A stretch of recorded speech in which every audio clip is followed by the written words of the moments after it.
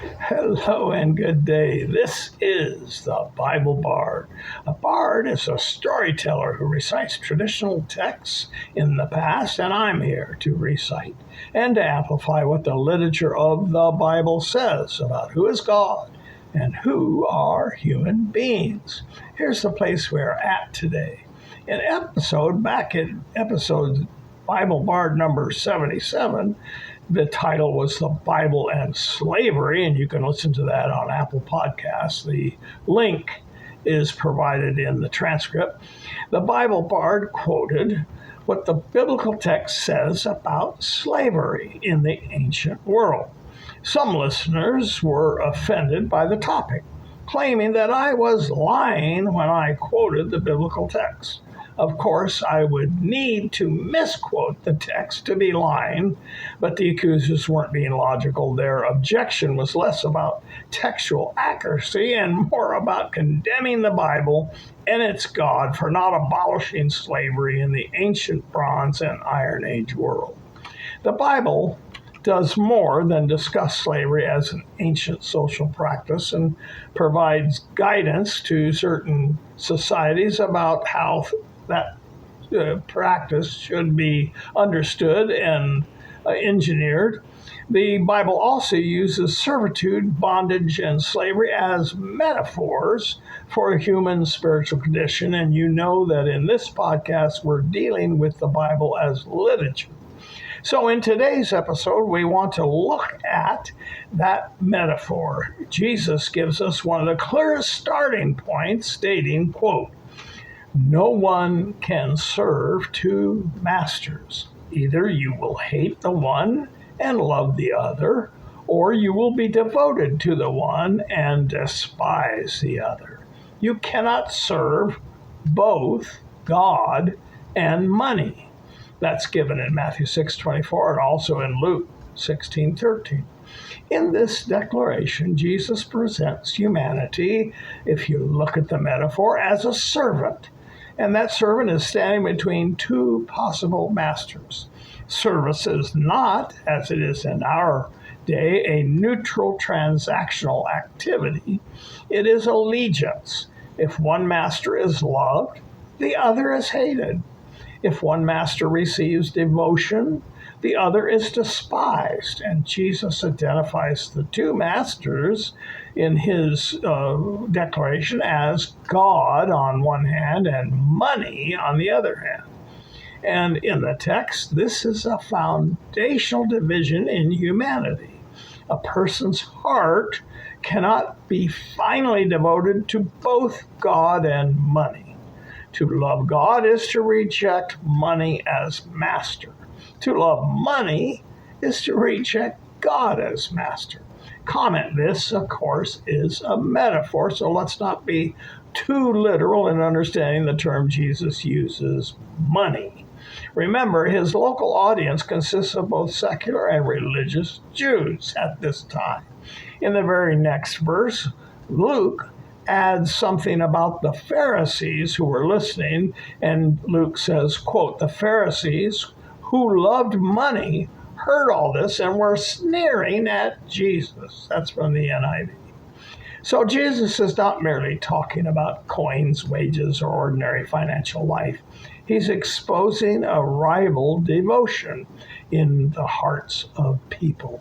Money represents the broader realm of self-interest, possession, status, security, appetite, and earthly advantage. Anything that can be master in the place of God. And I think if you look at that text, you cannot conclude otherwise. The important thing for readers of the text to notice is this absolute nature of the division. Jesus does not describe human beings as independent, spiritually neutral creatures. He describes us as servants and as active moral agents in our service to our chosen master. Discussion. While Jesus provides the foundational division in human spiritual life, the Apostle Paul, who wrote most of the New Testament following the Gospels, clarifies this vision in the choice of words he makes to talk about it. So first, Paul defines the master for the slave humanity. He says, quote, "We should no longer be slaves to sin. For when you offer yourselves to someone as obedient slaves, you are slaves of the one you obey. When you used to offer yourselves as slaves to impurity and to ever increasing wickedness, you were slaves to sin." End quote.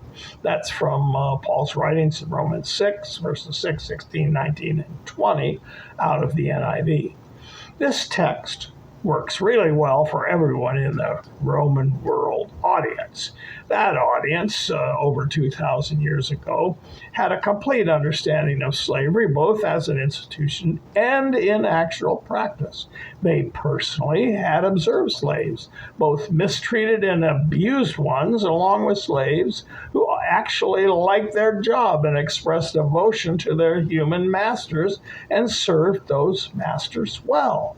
For us, for whom slavery is just a written historical record, the impact of these words is slightly reduced. Although I knew a man who, when traveling in Africa in the late 1970s, he came across a slave market. And standing on a crate, waiting to be sold, was a young woman. And when purchased, this man could guess what her fate was going to be in her slavery to her new master, whoever that would be. So he inquired, and he purchased her for $50 in U.S. currency. Of course, she was wary as she was delivered to her new master. But the man who bought her gave her the paperwork and with it set her free.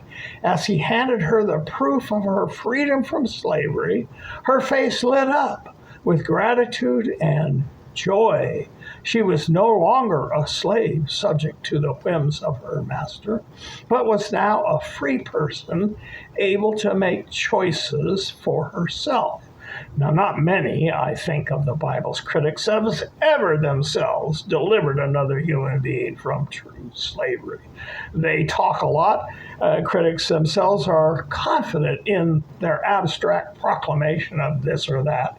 But in reality, their hearts are bound up, as Jesus says, in despising the master they do not serve. Summary, according to Jesus, he went on and he says, quote, "Very truly I tell you, everyone who sins is a slave to sin." That's from John 8:34 in the NIV. According to Paul, he says this, and it's an extended text, so I've condensed it somewhat, but you can read it yourself here. He says the following, quote, "For we know," he's speaking of Christians, "that our old self was crucified with him," that's Jesus, "so that the body ruled by sin might be done away with, and that we should no longer be slaves to sin.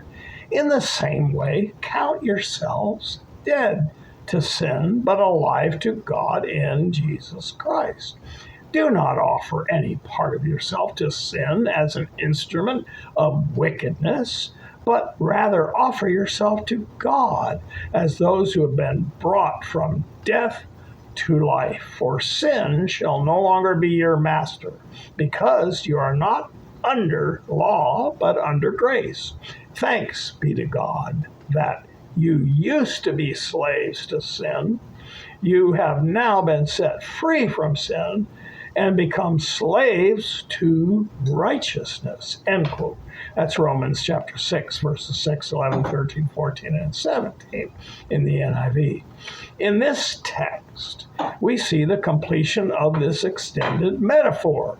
Freedom from slavery to sin becomes a new slavery, which is called devotion to righteousness or devotion to God. Either thing would be exchangeable. In the entire passage from Romans chapter 5 to Romans chapter 10, this narrative looks at human life through the lens of slavery as an extended metaphor, which allows the writer to discuss human spiritual condition in all its complexity using a human condition known to everyone at the time for and in place as an institution for the last 10,000 years, I would guess. Due to modernism as a philosophical movement, we moderns think that humanity has moved beyond the failures of the past toward a more rational, free, just, and advanced future. The Slavery Abolition Act of 1833 was put into effect on August 1, 1834 in England. In the USA, slavery was abolished by the 13th Amendment, which was passed by Congress on January 31, 1865. Slavery, of course, is older than written history, and by the time we look back in history and reach the earliest written civilizations of Mesopotamia, somewhere 5,000 to 7,000 years ago, slavery is written about as a recognized social condition. The Bible does not introduce slavery into human society. It enters a world where slavery is already an ancient human practice. But in the world of the biblical narrative, slavery is greater than society itself. Slavery in the narrative is a spiritual condition upon which the laws of Parliament or Congress have no impact. According to the text, a human being can live their life without choice as a slave to what God calls sin, or can be freed from that slavery to enter a different slavery, which the Bible calls righteousness. And the Bible also calls it freedom, as when Jesus says, quote, "If the Son, Jesus, sets you free, you will be free indeed," end quote. That's John 8:36, NIV. Conclusion. This is the way the Bible Bard works. Brief recitations are closely focused. No distractions, no rabbit trails. We are talking about what the literature of the Bible states, the ideas and concepts it presents, because most people have never engaged with biblical thought. Make up your own mind whether you agree or disagree with what the Bible says. You can go to www.biblebard.org to download a transcript from this episode or others, listen to another episode from the archive, or get links to other materials and information. Remember, the Bible Bard English podcast is translated into other languages by local Bible bards, including Spanish, Hindi, Nepali, Urdu, Swahili, Chigua, and Bengali, and we've just started with Punjabi. We're looking for other local translators. Support the Bible Bard podcast, and I've been advised to make this simpler. Rather than talking to you about Patreon or GoFundMe, simply go to the Bible Bard website, www.biblebard.org, click the Donate tab, and make a contribution. And that will help the podcast expand and pay the translators and provide payment for other internet services. So send any questions to the Bible Bard at BibleBardUS@gmail.com, and we're glad to hear from you. Also, thanks in advance for following, subscribing to, sharing, and commenting on Bible Bard content on our many platforms. You can go to the audio platforms where the podcast is available and comment there, or you can go to the platforms that support the video version of the podcast, and you can support us there. Until next time, this is the Bible Bard.